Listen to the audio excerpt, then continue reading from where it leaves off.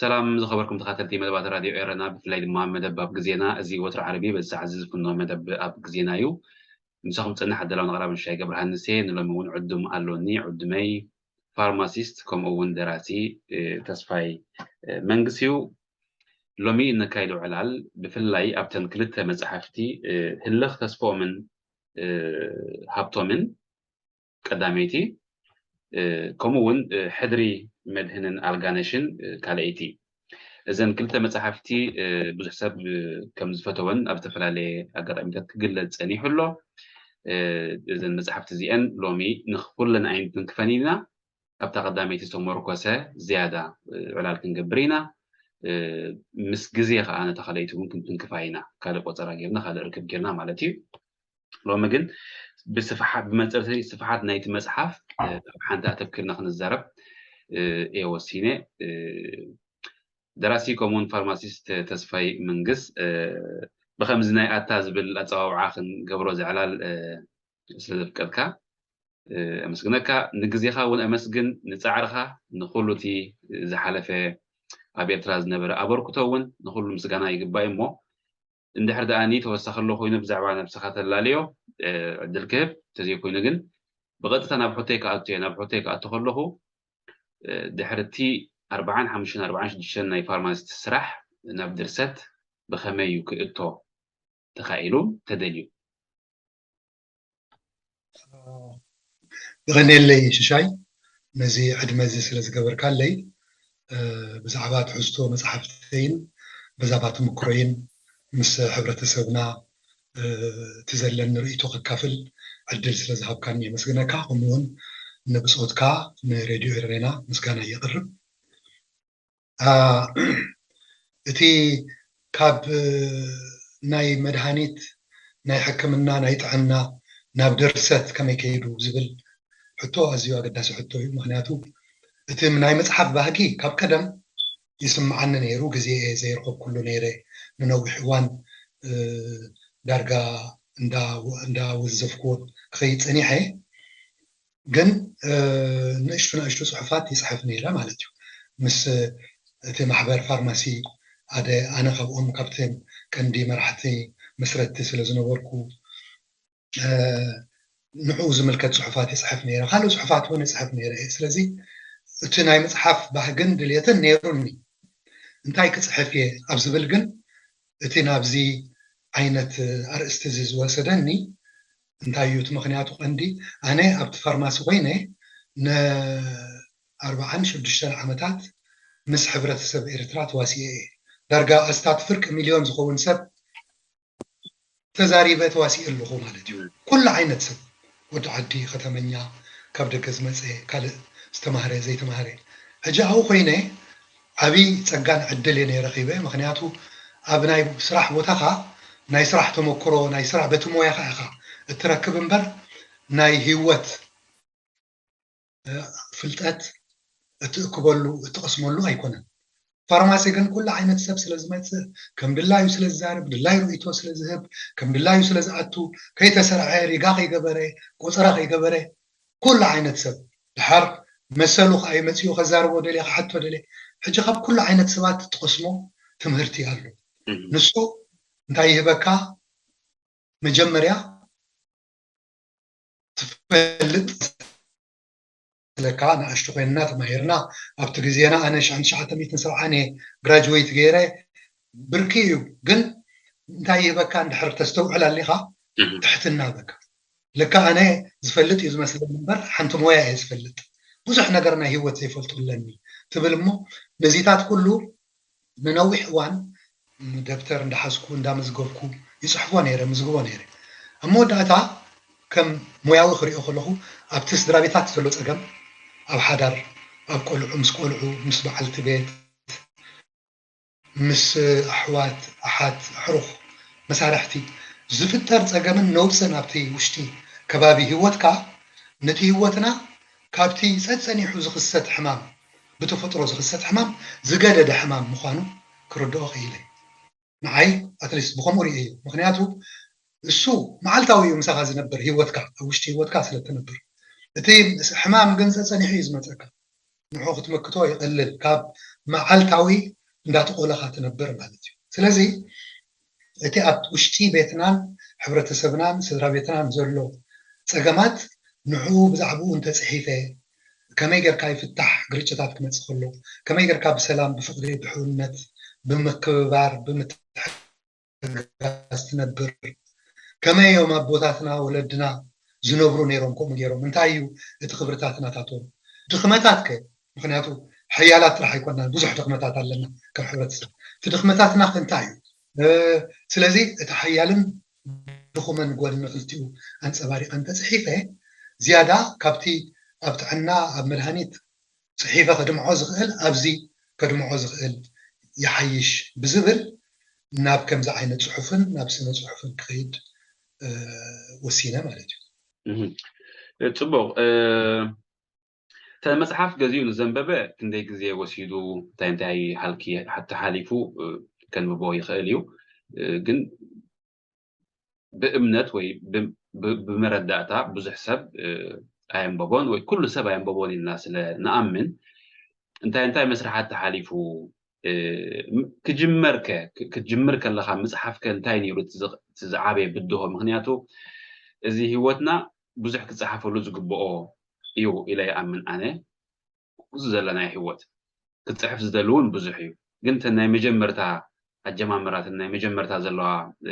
جزيات مدرخات هو كسجرن زخبدوها له حاجة خابته مكرو انتهي نيرو تزخبه ده مجمرتها ناخد جمر نزل مصحفتي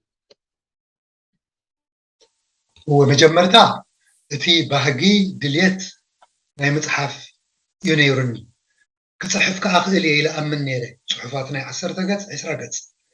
الحرب تبقيسه كصحف جميره حدا 100 قط صحفه بنتر أخوة صحف أشون كاين خلوت سن عيونه يعجبني من يخم ببوزي إلي سلازي مبعر تنبابي مساتي زخونه نزي حزيز اللي استي اندحر بقبو كسجاجرو خوينه نعوز بكع كم زين حدا كبور أقحى كم حدا بوتا نب حدا بوتا بوحسنت بس حلقة سلطن وحسن مجوعزيات تدليلو مجوعزيات يدليني إلي أجي مجوعزيات عايش عون تايكوينو تسمعني نوفل مصحف زانتا مصحف مكنياتو كان حفرة سبون تيز فلتنا يا وستمهرنا يا خبولدنا بزانتا بنبرا نبرا سواي وقحي علالي سلازي بخومون تخويني يترسع عايز خون مسات عايز خون زي رسع خون مسات عايز خون إلى سلاز أمانكو لبولد كتصحفي له حسيبه كتصحف تبولكو جن بين كجمهور مغنياتو إندوي نبرن سلازي بقر بوسو زخالة طباب سلازو قاني كم مهارون لنيله ندقنا ندحريت تمليسه مصحفتن داغوركو أبس مراس لازم نوركو زحل إنترنت على مصحفت خمل بخايل لن سلازي نعو مهار عمتن فرقان وسيتو اللي نزتات أخذ عمتن فرقان غير مستمهار كوبن كتصحف كم زخيل ما بقى تاوز خونا نقدر زعقبنا نعي كتصحف كم زخيل ستردي مالتي سلازي تبدون السوق حدا نيرو كلا أي سرح أنا ناي فارماسي سرحي بيني فارماسي meaning أنا فارماسيست سلازي عسرت حدا ساعات أما عالتي شدشت جزيو بصوموني السرح قال لي جزيون سنبت ترنيا خوني سلازي درجة ساعات شعتم فرقان قال لي جزازات مشت عسرت فرقان تدرير له العرق حنت ساعات يا صاحب صغير سنبت من كم زبلة ترنيا خوني سلازي نبره هوتي عم بدهون يروزي قال أي الفارماسي صحفي فتن قل نانا شعي سب زدليكا زغني ولا على اطراف سلام كبلكا ويزخنا زيد اللي زخنا ريو يا بيلوس سلازر آية راح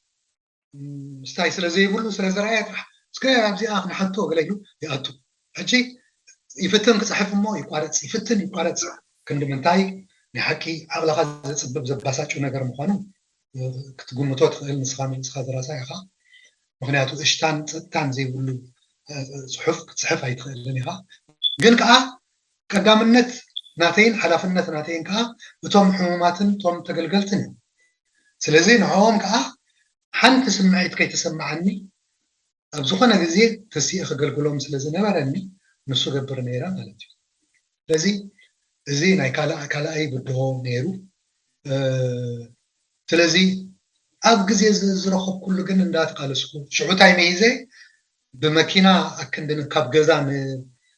ንስራሕ ዝመላለስ ብእግረይ ክመላለስ ጀሚረ ስለዚ ብእግረይ እናተመላለስኩ ሓንቲ ኖትቡክ ሒዘ ጁባይ ቢሮ ሒዘ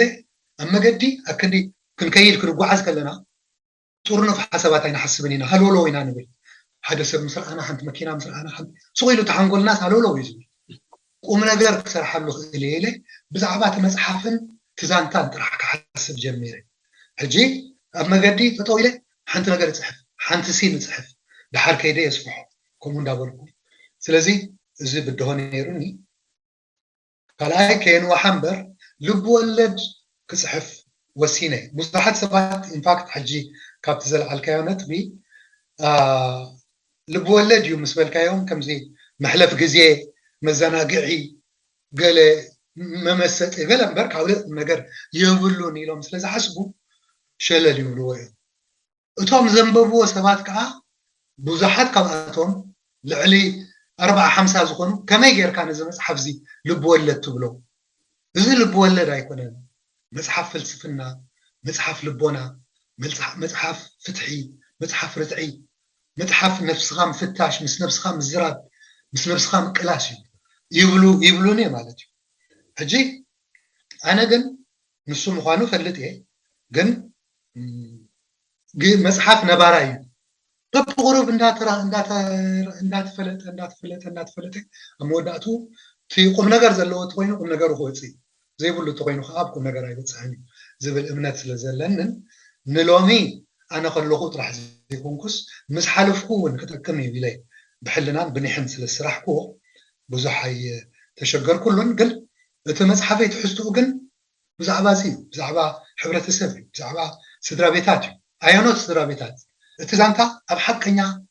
ኩነታት ናይ ስድራ ቤታት ኤርትራ ብሕልፊ ከበሳዊ ስድራ ቤታት እዩ ዝተመስረተ እዩ ሕጂ ሓቀኛ ዛንታ እዩ ልቢ ወለድ ኣይኮነን ይብሉ ንሰባት ሓቅኹም ይብሎም ሓቀኛ እዩ ምክንያቱ ናትና እቲ ንሕና ዝዓበየናሉ ቤት እቲ ንሕና ዝዓበየናሉ ገዛ ኣብኡ ዝነበረ ሽግር ኣብኡ ዝነበረ ፅቡቕ እቲ ሕጂ እውን ውሉዳትና ዝዓብይሉ ዘለው ገዛ ናቱ ዛንታ ብሓፂሩ ናትና ዛንታ ናይ ኣካይዳና ዛንታ ብልቢ ወለድ ጌርካ ክትምህር ምብጋስ ቁኑዕ ድዩ ቁኑዕ ኣይኮነን እቲ ልቢ ወለድ ንዓኻ ዝመስለካ ዝኣመንካሉ ዝፈተኻዮ ወይ ከዓ ዝመሰጠካ ብኣእምሮኻ ዝተፈጥረ ትፅሕፍ እሞ ከም ዝበልኮ እቲ ሰብ ከዓ ንእግረ መንገዱ ይመሃር ይሓርቕ ይሕጎስ ምስኦም ይደናገፅ ምስኦም ይሓርቕ እዚ ነገር ይመፅእ ስምዒታት ግን ክትምህር ኢልካ ምብጋስ ግን ከመይ ትሪኦ ንስኻ ክትምህር ኢልካስ ትብገስ ዶ ኣብ ልቢ ወለድ ወይ ብመንገዲ ልቢ ወለድ ቁኑዕ ድዩ ኣይቁኑዕ ልካ ኣለኻ ኣነ ሕጂ ክጅምር ከለኹ ትሒዘ ካብ ብዙሓት ዓበይቲ ፀሓፍቲ ነቲ መፅሓፍ ምስ ወዳእክዎ እውን ዝረኣዩለይ ሰባት ፀሓፍቲ ደረስቲ ነጊሮምን እዮም ልቢ ወለድ ተኮይኑ ታሪክ ጥራሕ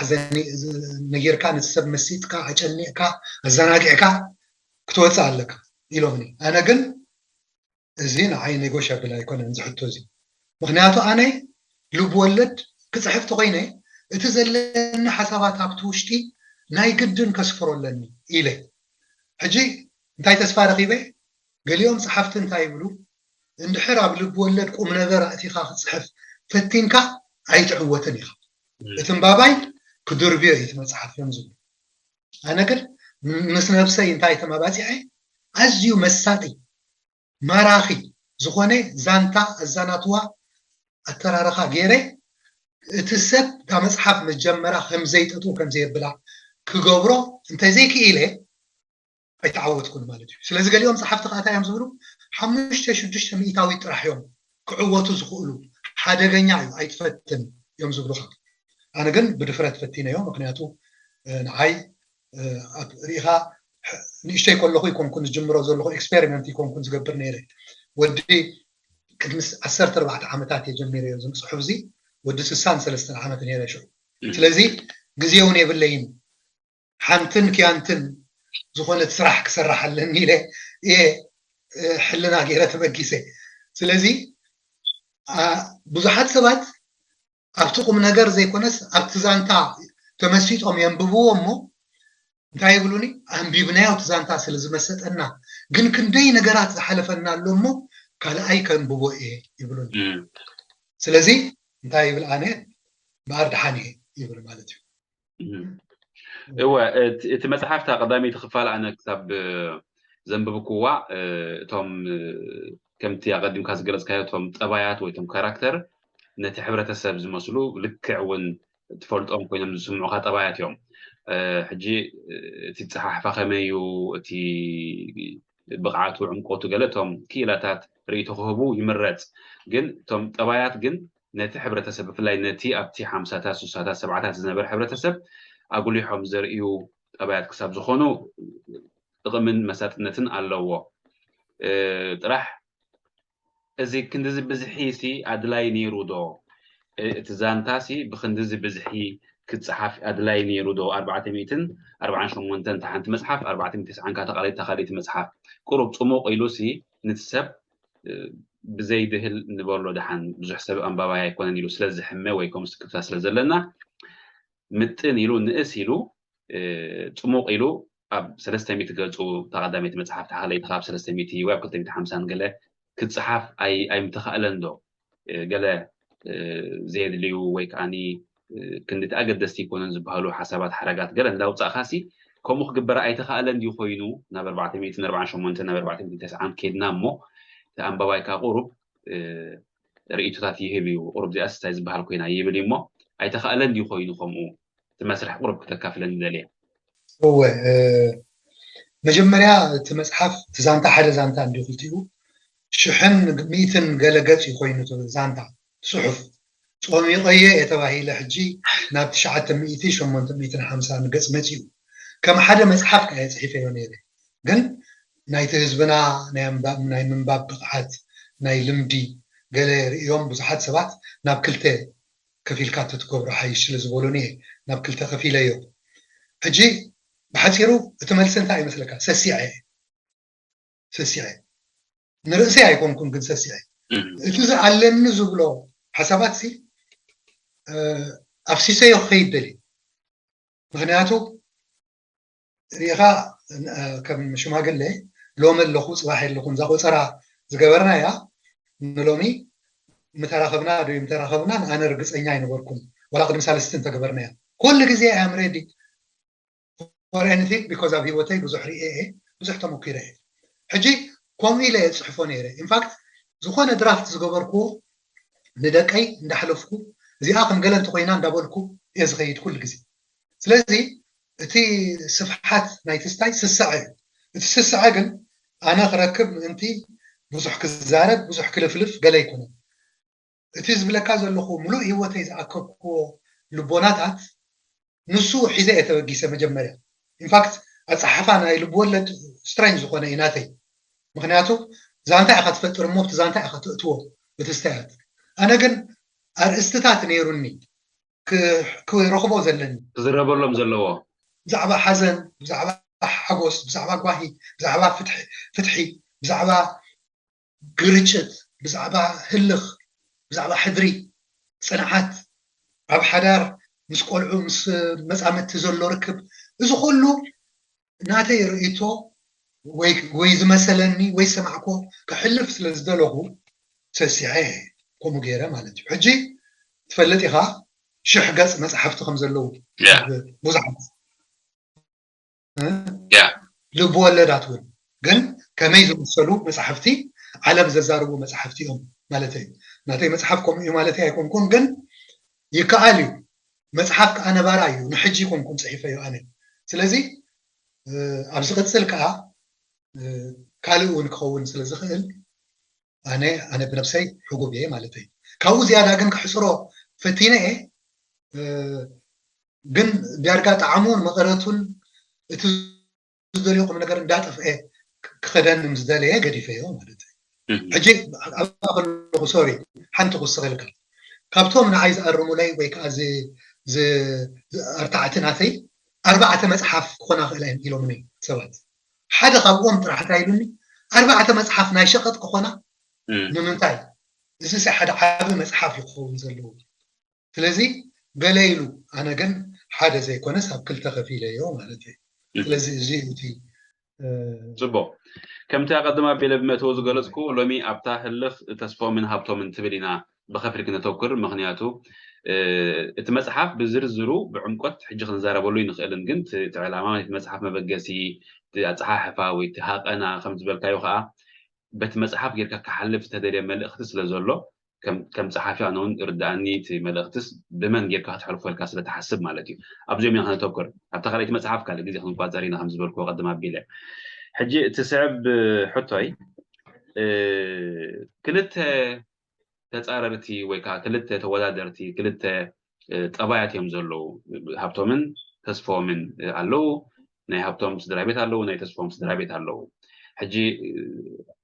ዝበዝሕ ግዜ ኣብ ናይ ኤርትራ ፊልምታት ከዓን ከምኡ ይረአ እዩ ክልተ ስድራ ቤታት እቲ ሓደ ስድራ ቤት ብሓደ መንገዲ ይኸይድ እቲ ሓደ ስድራ ቤት ብሓደ መንገዲ ይኸይድ እቶም ተዓዘብቲ ከዓ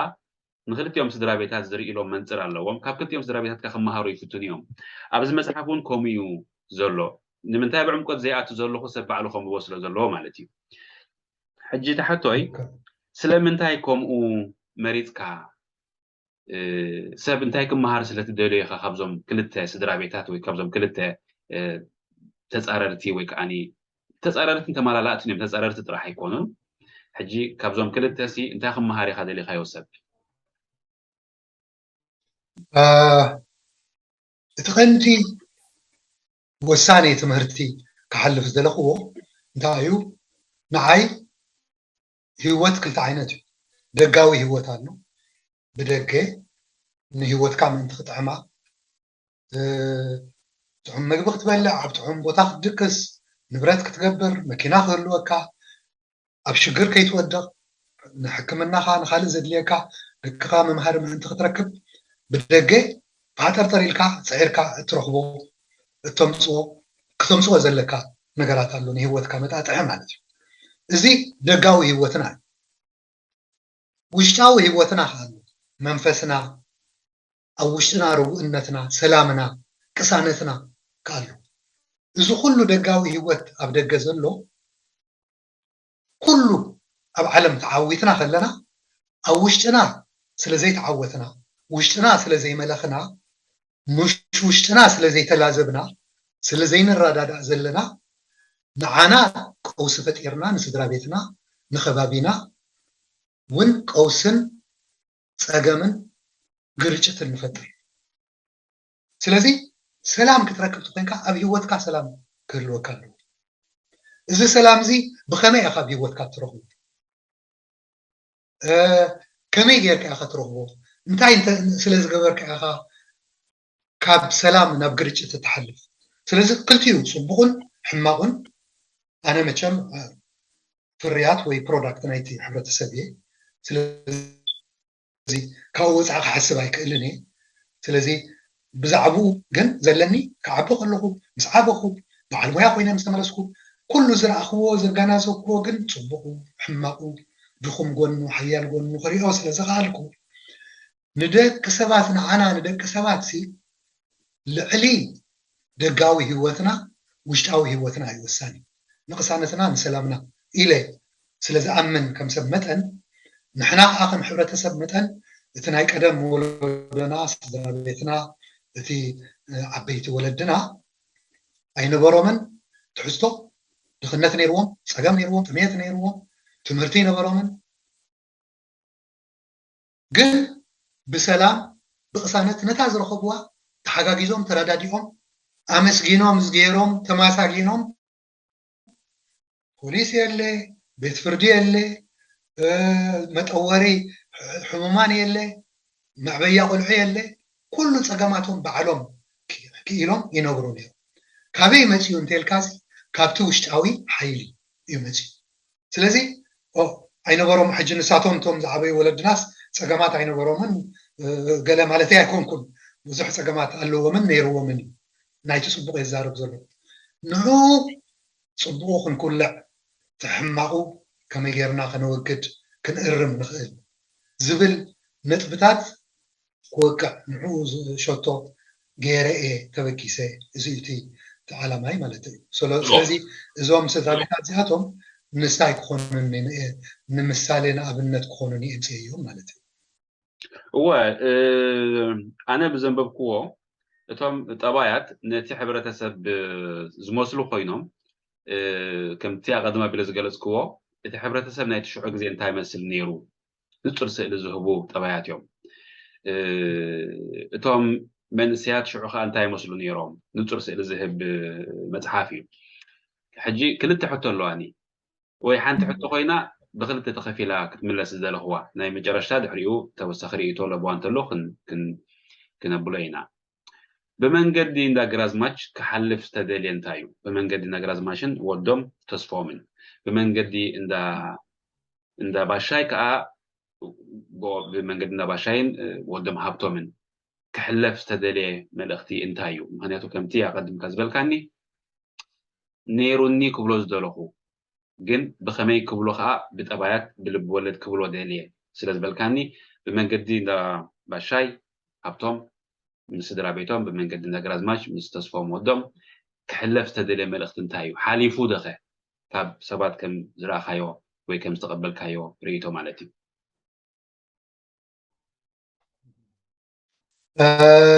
ريتو زغر مكايو انا دارغا كساب حجي بوزو حين ببني حورت سوناتهم زنببو كن كساب 300 زبصح ملختي بإيميل بمسنجر بتكست بفيسبوك رؤيتو بزعبات مصحفت وبلحتهم رؤيتهم بخمبي كم تصلوهم كندمنتاي كم استنكفهم حدا سبسيس عسرا قص حيفلي زعا سمعيتو أمن تتقداسنت يزريكا مالتي سلازي عقوبي بتي قبر ملسي نايتهم أنببتي مالتي ولا ينوح مبر مخنياتو خمس بالكايو نحادي أنباباي أبز جزيزي كندوز أكل أنباب كتبولا خلها كندو جزية سرقو سلازلها ندحر كرب حلو زي كالي جزيو سريق كايو مالتي سلازي سريق كان جزيي أي ربح كلن أي تقمن نمنتاي زبلني أي راخد زنبابو مالتي كينبابو بوا زد آخر دمنتاي تايد عزد عبيو بلا زبل عنه زن بموغن كم زبلني أي رغبر جناب حتو خاخ مدلس ندا غرازماچن ندا باشاين ببين وخلت سدرابيتاتيو ببي كم تفولتو سدرابيتات نناتو ባህሊ ኣገባብ ኣካይዳ ኣለዎ ነናቱ ሕብርኽ ኣለዎ ስድራቤታት ጠባይ ኣለዎ ሕጂ ይኹን እምበር ሓንቲ ስድራቤት በቶም ናይቶም ወለዲ ኣካይዳ ኣገባብ ጥራሕ ትኸይድ ማለት ኣይኮነን ኩሉ ግዜ ሓንፈፅ ከምዚ ማህፀናደ ስታይ ዝበሃል ማለት እዩ ሓደ ንፎ ሓደ ሕማቕ ሓደ በሊሕ ሓደ ዝሑል ሓደ ተዛራባይ ሓደ በበይና ኢና ንፍጠር ማለት እዩ ስለዚ ቶም ስድራቤት ክልቲኦም ኩሎም ሓደ ዓይነት ኣይኮኑን ስለዚ ብጀነራሊ እንዳ ግራዝማች ንፉዓት እንዳ ባሻይ ከዓ ሕማቓት ክብል ኣይክእልን እየ ምክንያቱ ኣብኡ ከዓ ከመይ ዝመሰሉ ልባማት ኣለዉ ኣብ እንዳ ሕማቓት ከዓ ኣለዉ ኣብ እንዳ ግራዝማች ከዓ ዝበዝሑ ለባማት እዮም ግን ኣለዉ ከዓ ዝስነፉ ብኩነታት ኣብ ፀገማት ዝኣቱ ንስድራ ቤቶምን ንነብሶምን ዝልክሙ ከዓ ኣለዉ እንዳተማዕዱ እንዳተማኸሩ ከለዉ ነተማዕዳን ምክርን ከይሓስቡ ስለዚ ነዚታት ጃኣነይ ከም ሓደ ሰብሲ ግራዝማችሲ እንታይ ኢሉኒ ሓደ ካብቶም ኣርታሕትናተይ ግራዝማችሲ كم عينت سب تفلت ليها كم عينت سب على لوديو كم يجير كأخا كم عينت سب تهنس إلوني قالوا إلوني ما تفلت إلوني كلهم ولدنا أو حدا ولادي مسأكب كيوم جراز ماتشون يليو بغنياتهم نصهم انتي يخبرهم دلي أبنت ناي مستوعب ناي دقات ناي رقات ناي مخري ناي حسابات ناي معبول أتحساسبها مهلاو مس جزية خزي كونس كاب جزية قديم كام حساب كجبرهم دلي كوني لا معناته مغنياتو كل شو ما قال لي يكون دحور كل ما نسيك يكون مزبن زقعس سلازي أبنتنا يكون مخبرهم دلي دليهم كا حماقات كوينهم يجمروا مو كم يزمسوا مستوعلتي يخون مغنياتو سبكم يو حماق سلا زنبري كعبو خلو قدلتات أطريو تسكيمو سلا استفتري كما يلو نبر مالتا يكون سلازي نزو كله أنت أباري أغريبيو سلازي بخلتيوسي نناتو بحري المازون الله في تاريخ ناتا أبتي سلابيت دحرت تنبريا قل ناتا عبي ستايز اللواء سلازي نناتهم كان تباركو خلو قد أباريات وسيدهم زير السعو خمزي سدرا بيثي كوينهم سمعني يسمعني زفلتهم كوينو سمعني يوم زبلو بزحت عم ببتي مس ودوت مسحب هو كم ناتي تعزبتي كمو زمسلو عن الطبيعات يوم قالني بزح رؤيتوتات ابز حج خزاربا يكلن جن كمو عين الطبيعات مخانهم نعون تردين اللو وي كمو تعذيب اللخو حجي كينو عمقوت بزعبات مسحف عمقوت زلو خنزاربا ينخيلن تسب انبيبو خردو يمرد انبيبو خردو طرح زي كونه خا برغزانيات زاربو ابتي غزيت زنبره ايرتراوي ابتي غزيت زنبره ايرترا ابتي غزيت زنبره حبرتسب انتاي مسل كفلت نحرداليو كان ببو خمز غبو بزغاطامي خغلص فوتو مالتيو نتي حبرتسب نتي شعو غزي كفلطو ندحرداليو نتي لبونا نتي عقلي نتي نايدك نسيو بفلاي ناي مدهنن ناي ارغانيشن سبئنا نايدك نسيو سبئنا ندحرد اخريو داليو كان ببو خمز لون مصحف انا ممكن مكر دل مالتيو حجي ناي مجرش حتى زلاتني وي زي مجرشتا لبوا مخري تايالو كتب لنا تخيل هو أنا تي تلقو مصحفتي يكون بدحريو ون ناي مصحفت الحزي كوناي أبي إرترا كله أب تلفزيون أب راديو بزح زي قلم حتتات أقلي أكيد له أبز عدم سمسخون أسرت حمشت أسرات هون فيديوهات سريحة له كله نحبرت السب نسدرا بيت زمل كتير أجي رؤيتو يون دالبوا ون نساء من خورنا ناي زخونه حبرت السب أتأهدوا سدرا بيت أتأهدوا سدرا بيت أنت نفيعة أنت حايلة حبرت السب يحيل ينفع أتأهدوا سدرا بيت أنت حميقة أنت سنيفة حبرت السب يحمق يسنف تأهدوا سدرا بيت زي تعويتا حبرت السب كعوة هيكل حجي بوزحات كبانا ترانا أبتا أهدوا سدرا بيتنا ترانا ننعسو هنا نشتيز مثلا قنا عبن وسان انترا يزلم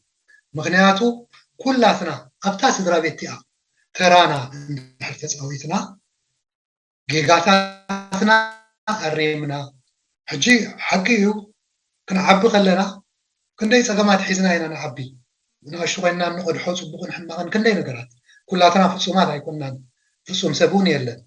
قن كنقرم عدلن صقان علو كإلت علو جزي له 6-7 عامات سمعات جزي حجي ترح حبتا زلنا ودع 10 عامات كوين ناس 4 عامات كوين ناس ترح عامتات وسيخنا اتحساسبانا بسلتنا أب أنت لينا تطوي لنا زلنا مالك عبنا ترح أكلاتنا يزعب بزر لذي اتحساسبانا عبي قدرتاتنا خنقرم مس نفسنا كنزارب نفسنا كنقتل نفسنا كنقصص نتا معلتا وحشو كتبلنا حلنا كنسقطا يبلنا كنسمع لنا كنرقصا يبلنا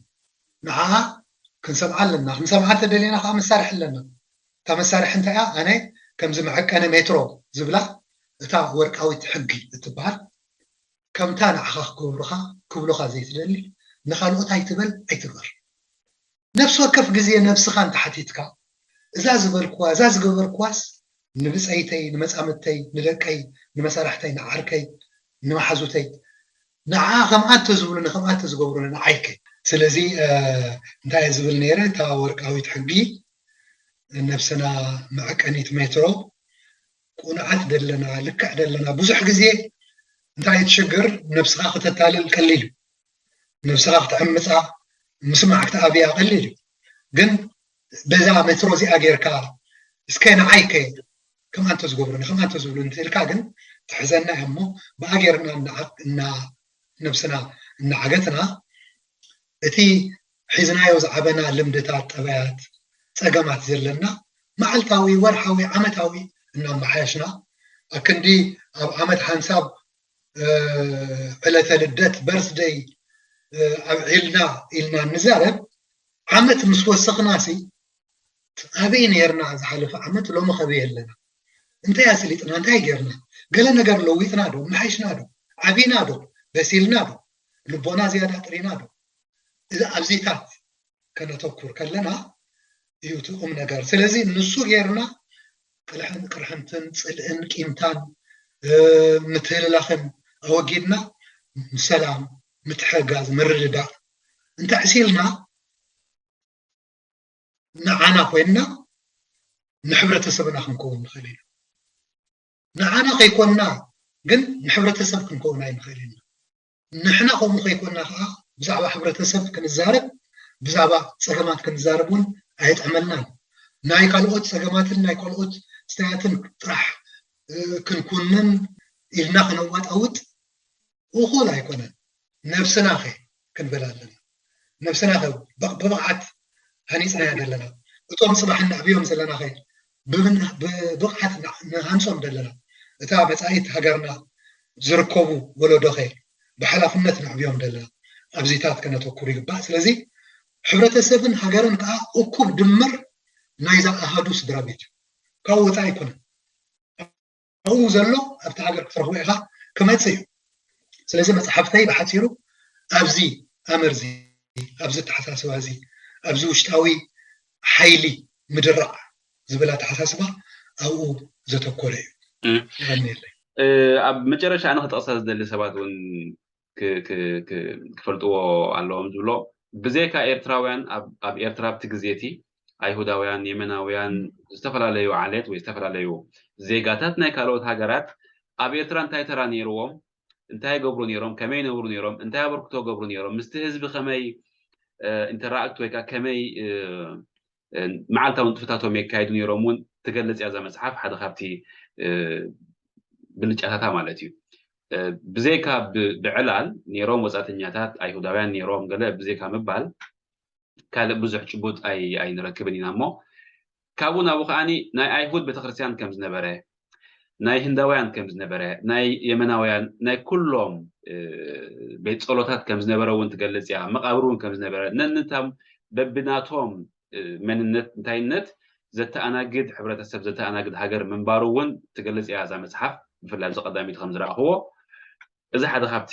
ብልጫታት ናይቲ መፅሓፍን ናይቲ ትሕዝቶን እዩ ኢለ ክገልፅ ደሊ ናይ መወዳእታ ኢለ ዕድል ሂበ ነይሮ እሞ እንድሕር ዳኣኒ ወዲና ኮይና ኣብኣ ክውስበልካ እንድሕር ግዜ የልዩና ደቦ ሕራይ እንታይ እያ ሪኢኻ እቲ መፅሓፍ መስከን ዝኾነ ፅሑፍ ከምስኻ ትፈልጦ ኢኻ ንዕስኻ ደራሳ ኢኻ ስቶሪ ክበሃል ከሎስ ስቶሪ ወርልድ ኣሎ እቶም ገፀ ባህርያት ዓለም ናቶም ኣለዎም እቲ ዓለም ናቶም እንድሕር ሂወት ዘይሂብካያ ንሶም እውን ሂወት የብሎምን ሕጂ ኣነ ዓብር ኣፀቢቐ እየ ሰሪሐሉ እቲ ዓለም ሂወት ክረክብ ጥራሕ ዘይኮነ ምክንያቱ ናይ 30 ዓመት ስለ ዝኾነ ካብ 1952 ክሳብ 1981 ስለ ዝኾነ ኣብ ነፍሲ ወከፍ 5-10 ዓመት ዝነበረ ኣነባብራ ናይቲ ህዝቢ ባህሊ ኣከዳድና ኣመሻሽታ ዝመፅእ ዝነበረ ለውጥታት እቲ ትሕዝቶ ናይቲ ስድራ ቤት ገዛውቶም ንብረቶም ብኸመይ ይሓስቡ ነይሮም ኣተሓሳስብኦም በብግዚኡ ከመይ ይልወጥ ነይሩ ስለዚ ካልእ እቲ ታሪኻዊ ፍጻሜታት ተዓበይቲ ኣብቲ ግዜ እቲ ዝኽሰት ዝነበረ እውን ምስቲ መፅሓፍ ኣብ ከግዚኡ ኣብዚ ግዜ እዚ ከምዚ ዴሞንስትሬሽን ተገይሩ ኣብ ኣስመራ ስለዚ ስርሓውቲ ተዓፅዩ ከምዚ ኮይኑ ነይሩ ከምዚ ኩሉ እቲ ስታይ ናይቶም ሰባት ሲ ምክንያቱ ሂወቶም ስለ ዝኾነ ተፍትሽ ነይሩ ማርያም ግንቢ ነይሩ ኩሉ እዚታት ኣብቲ ዛንታ ዓብ ዛንታ ስለ ዝኾነ ክሳብ ድሓር እዩ ዝኸይድ እቲ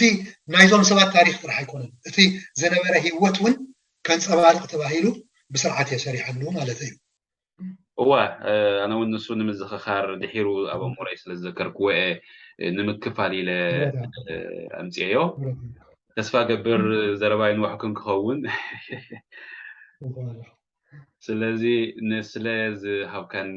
ዕላል መልሲ መረዳእታ መብርሂ ብዛዕባ ዘን መፅሓፍቲ ህልኽ ተስፎምን ሃብቶምን ከምኡ እውን ሕድሪ መድህንን ኣልጋነሽን ካልእ ግዜ ክንዛረበላ ከም መደብ ሒዝናያ ዘለና መፅሓፍ እያ ንሎሚ ግን ኣተኩሮና ሓፈሻዊ ኮይኑ ኣብዛ ህልኽ ተስፎምን ሃብቶምን ዝምልከት ነይሩ እሞ ስለዚ የቐኒየለይ ማይዞያ ኣብኣ ከለኻ እዚኣ ድሮ ነዞም ደቅና ኣብዚ ወፃኢ ዝውለዱ ዘለዉ ነዞም ንስኻትኩም ጥራሕ ዘይኮነስ ደቅኹም እውን ምስ ዓዶም ምስ ሕብረተሰቡ ምስ በበቆል ወለዶም ክፋለጡ የድሊ እዩ ኢለ ስለ ዝኣመንኩ ተርጊመ ድሮ ኣብ ስታይ ኣሕቲመያ ኣለኹ ስለዚ ናይዚ ጥራሕ ዘይኮነስ ናይ መፅሓፍ እውን ይሕልን ኣለኹ ማለት እዩ ይፍትን ኣለኹ ብጣዕሚ ፅቡቅ ስለዚ የለይ ክብረት ይሃበለይ ሽሻይ ንዓኻ ንመሳርሕትኻ ነቲ እዚ ዕድል ዝን ክብረት ዝን ሂብካ ነቲ ተመክሮይ ሓሳባተይ ንህዝቢ ከካፍል እዚ ከም ዝመስለ ዓብይን ሰፊሕን ዕድል ስለዝሃብካኒ ኣዝየ ዘመስገነካ ክብረት ይሃብካ ዕድመን ጥዕናን ይሃብካ ዝወደይ يقني أنا ونازي مسكن سلك زيهم سل زعرهم سل حلمتاتكم من عنا سل تدخم زلهم أمسكنا نول